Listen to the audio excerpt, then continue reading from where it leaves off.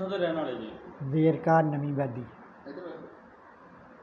ਕੀ ਹੋਇਆ ਕੀ ਹੈ? ਤੁਹਾਡਾ ਪਰਿਵਾਰਿਕ ਝਗੜਾ ਸੀਗਾ, ਕਿਹਦੇ ਨਾਲ ਝਗੜਾ ਸੀ ਤੇ ਨਿੱਕੇ ਮੁੰਡੇ ਆ, ਨਿੱਕੇ ਮੁੰਡੇ ਕੀ ਨਾਮ ਉਹਦਾ ਜੀ? ਉਹਦਾ ਨਾਂ ਹੈ ਜਗਦੀਸ਼ ਵੀ ਕਹਿੰਦੇ ਆ ਤੇ ਟਿੰਕੂ ਵੀ ਉਹਨੂੰ ਕਹਿੰਦੇ ਆ। ਕੀ ਝਗੜਾ ਕੀ ਉਹਦੇ ਨਾਲ? ਝਗੜਾ ਇਹੋ ਹੀ ਆ ਵੀ ਹੁਣ ਮਾਰਦਾ ਕੁੱਟਦਾ ਤੇ ਰੋਟੀ ਪਾਣੀ ਨਹੀਂ ਦਿੰਦਾ ਤੇ ਅਸੀਂ ਉਹਨੂੰ ਬਾਹਰ ਕੱਢਣਾ, ਚਲੋ ਕਿਤੇ ਕਿਰਾਏ ਤੇ ਦਿਆਂਗੇ ਤੇ ਰੋਟੀ ਪਾਣੀ ਖਾਵਾਂਗੇ, ਨਾ ਜਿਹਨੂੰ ਕੁੜੀ ਨੂੰ ਦੇ ਦਾਂਗੇ, ਕੁੜੀ ਸਾਨੂੰ ਰੋਟੀ ਪਾਣੀ ਸਾਨੂੰ ਸਾਂਭਦੀ ਆ। ਅੱਛਾ। ਦਾਦਰ ਉਹ ਸਾਡੇ ਘਰ ਨਹੀਂ ਆਉਣ ਦਿੰਦਾ ਕਿਸੇ ਨੂੰ। ਅੱਛਾ। ਨਾ ਉਹ ਮੁੰਡੇ ਵੱਡੇ ਨੂੰ ਆਉਣ ਦਿੰਦਾ, ਨਾ ਉਹਦੇ ਨਿਆਣੇ, ਉਹ ਬਦੋ ਬਦੀ ਵਿਚਾਰੇ ਨਿੱਕੇ ਨਿੱਕੇ ਆ ਜਾਂਦੇ ਨੇ।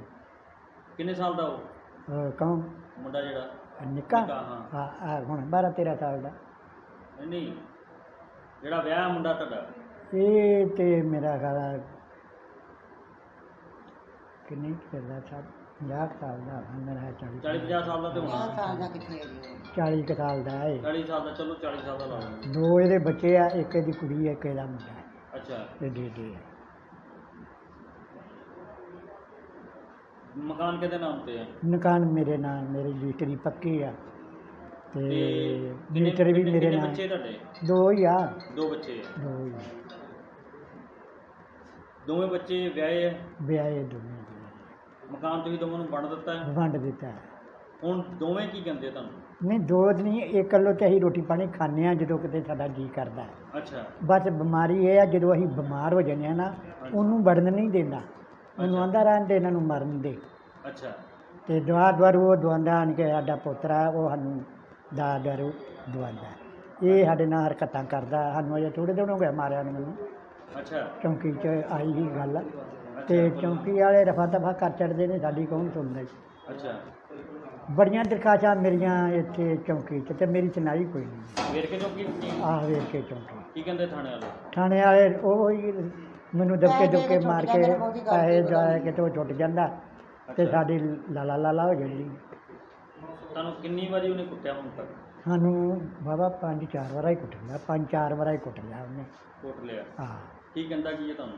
ਸਾਨੂੰ ਇਹੋ ਜਾਂਦਾ ਵੀ ਕੁੱਟਦੀ ਹੈ ਦੋਏ, ਜਦੋਂ ਅਸੀਂ ਬੋਟੀ ਕੁੱਟਦੀ ਹੈ ਤੇ ਉਹਨੂੰ ਫੜਦੇ ਆ ਤੇ ਕੋ ਇਹ ਫੋਟੋ ਸਾਡੀ ਖਿੱਚ ਲੈਂਦਾ।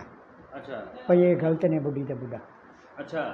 ਜਦੋਂ ਸਾਡੀ ਵਾਰੀ ਆਉਂਦੀ ਹੈ, ਜਦੋਂ ਅਸੀਂ ਫੜ ਲੱਗਦੇ ਆ ਉਦੋਂ ਫੋਟੋ ਖਿੱਚ ਲੈਂਦੇ। ਅੱਛਾ। ਉਹ ਬਹੁਤ ਚਲਾਕ ਨੇ, ਬਹੁਤ ਹੁਸ਼ਿਆਰ ਹੈ ਉਹ ਬੁੱਢੀ। ਅੱਛਾ। ਉਹ ਸਾਡੀ ਪੇਸ਼ ਨਹੀਂ ਜਾਣ ਦਿੰਦੀ। ਤੇ ਤੁਸੀਂ ਦਰਖਾਸਤ ਹੋਰ ਵੀ ਕਿਤੇ ਦਿੱਤੀ ਹੈ ਕਿ ਨਹੀਂ? ਹੋਰ ਇੱਥੇ ਮੈਂ ਦਰਖਾਸਤਾਂ ਦਿੱਤੀਆਂ ਸੀ, ਆ ਜਿਹੜਾ ਥਾਣਾ ਡਿਵੀਜ਼ਨ ਇਹਨਾਂ ਨੇ ਆਉਂਦੇ। ਅੱਛਾ ਜੀ। ਇੱਥੇ ਮੈਂ ਦਿੱਤੀਆਂ ਸੀ DC ਨੂੰ, ਉਹ ਜਿਹੜਾ ਇੱਥੇ ਹੀ ਉਹਦਾ ਦਫ਼ਤਰ। ਅੱਛਾ। ਤੇ ਇਹਨੇ ਅਸੀਂ ਨਿਆਣ ਸਾਨੂੰ ਪਤਾ ਨਹੀਂ, ਇਹਨੇ ਕੀਤਾ ਸਾਨੂੰ ਧੋਖੇ ਨਾਲ। ਇੱਥੇ ਉਹਨੇ ਤਰੀਕ ਪਾਈ ਤੇ ਕੀ ਹੈ MLA ਨੇ ਕਿ ਕੀ ਹੈ ਇਹਦਾ ਨਾਂ, ਤੇ ਅਸੀਂ ਇੱਥੇ ਆਏ ਤੇ ਅਸੀਂ ਇਹਨੂੰ ਵਿਖਾਇਆ ਤੇ ਇਹਨੇ ਲਿਖ ਦਿੱਤਾ ਤੇ ਸਾਨੂੰ ਅਨਪੜ੍ਹ ਸੀਗਾ ਜੀ, ਤੇ ਅਸੀਂ ਘਰ ਨੂੰ ਚਲੇ ਗਏ। ਕਹਿੰਦਾ ਬਾਪੂ ਹੁਣ ਨਾ ਆਈ ਇੱਥੇ। ਅੱਛਾ। ਮੈਂ ਮੁੜ ਕੇ ਗਿਆ ਨਹੀਂ ਕਿਤੇ ਵੀ, ਨਾ ਮੈਂ ਇੱਥੇ ਹੀ ਆਇਆ। ਮੁੜ ਕੇ ਮੈਂ ਹੋਰ ਤਾਂ ਹੀ ਭੱਜਾ ਫਿਰਦਾ ਰਿਹਾ, ਮੇਰੀ ਕਿਸੇ ਨਹੀਂ ਸੁਣੀ। ਹੁਣ ਮੰਗ ਕੀ ਤੁਹਾਡੀ? ਮੰਗ ਇਹਨੂੰ ਬਾਹਰ ਕੱਢਣਾ, ਕਦੇ ਸੁੱਖ ਦੀ ਰੋਟੀ ਖਾਵਾਂਗੇ ਜਾਂ ਸੁੱਖ ਦੀ ਰੋਟੀ ਖਾਵਾਂਗੇ ਕਿਤੇ, ਸਾਨੂੰ ਤੇ ਆਪਣੀ ਵੀ ਨਹੀਂ ਖਾਣ ਦਿੰਦਾ।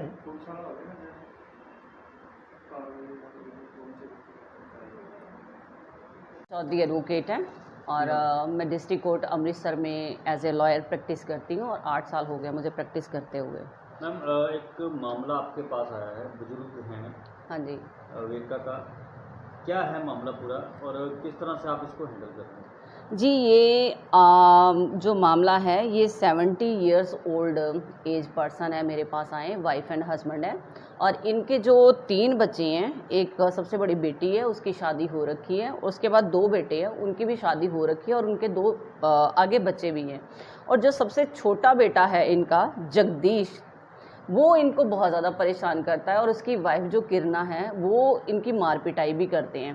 और ये मसला मेरे पास आया था केस, कल शाम को मेरे घर पे आए थे, तो इन्होंने जब आके मुझे बताया कि ऐसे ऐसे कंडीशन है इनकी जो डॉटर इन लॉ है वो इनको स्टिक के साथ मारती है, वुडन स्टिक जो होती है ना उससे इनको मारती है। और इन्होंने एकदम से वो जो कुर्ता था उतार के दिखाया, मेरे पेरेंट्स भी सामने थे, तो एट दैट मोमेंट बड़ा इमोशनली सा वो चीज़ हो गई थी कि यार एक ह्यूमैनिटी के नाते हम लोग एक बुज़ुर्ग, एक सीनियर सिटीजन है, उनके ऊपर हाथ उठा रहे हैं। और एक डॉटर इन लॉ ऐसे डॉटर ही होती है और उसको तो आई डोंट थिंक सो कि हाथ उठाना चाहिए। और इतने साल हो गए मैरिज को, उनके भी आगे बच्चे हैं, ठीक है। आई थिंक मेरे ख्याल से इनके 10-15 साल हो गए हैं इनकी शादी को। तो ये जो जैसे इनका 2016 से इनका डिस्प्यूट शुरू हो गया था और ये बुज़ुर्ग जी 2016 से कभी इनको कोई राय देता है कि बेदखल कर दो बेटे को, इन्होंने बेदखल कर दिया। कभी कोई कहता है, जैसे कोई इंसिडेंट घर में होता है ये उसको लेके निकल पड़ते हैं, पुलिस स्टेशन जाते हैं। तो पुलिस वाले कहते हैं बापू अपनी जान बचा, तो नहीं तो तेरी बहू ने तेरा नुकसान करेगी जाने वाली, तू जा घर पे, बिकॉज कि फाइनेंशियली भी ये सिक्योर नहीं है। अब 70 साल से प्लस ये जोड़ा है। अब 70 साल की उम्र में बंदा कमाएगा क्या और खाएगा क्या? ये टाइम तो होता है कि बुज़ुर्गों का ध्यान रखना, बुज़ुर्गों का टेक केयर करना।